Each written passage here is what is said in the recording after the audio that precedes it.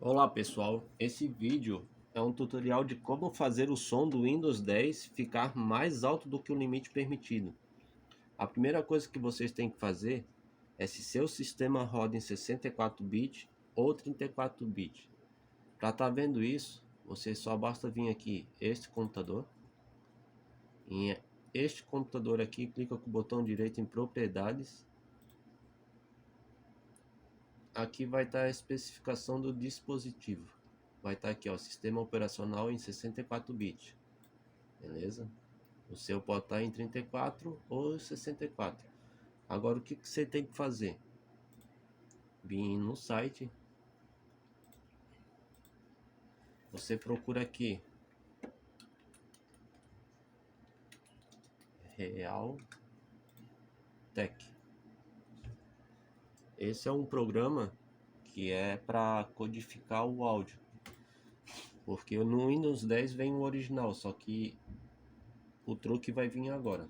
Aí você baixa aqui, ó. Tem um de 32 bits ou de 64 bits. Eu já instalei, mas é bem fácil de vocês procurar no Google. É só colocar Realtek, pesquisa lá, baixa a versão do bits. Pronto, feito isso, vai ter que instalar, fazer aquele processo todo. É bom que vocês reiniciem o computador. Feito isso, vai estar instalado. Aí vocês vêm aqui em configuração do som ali, sons. Você clica em sons, aqui vai estar em reprodução. Clicou em reprodução, vocês podem ver que o meu já está alterado, tá para Realtek. Se caso não tiver habilitado ainda o codificador Realtek, vocês vêm em propriedades. Aí aqui em propriedades aqui vocês trocam. Mas no caso ele já vai habilitar automaticamente, tá? Feito isso, se tiver já com esse ícone aqui Realtek, é que não vai dar para ver muito, que a câmera tá um pouco afastada, mas espera aí. Aqui. Deixa assim. Dá para ver agora um pouco? Dá. Ó, feito isso, agora a mágica vai acontecer aqui, ó. Vocês vêm em aperfeiçoamento, no equalizador. Nesse equalizador aqui, ó, é o que vai dar a diferença no seu som. Você vem, o meu já está configurado, mas eu vou fazer tudo de novo para vocês dar uma olhada. Essa configuração que eu fiz aqui, ó, eu copiei de um gringo que joga Apex, joga Call of Duty.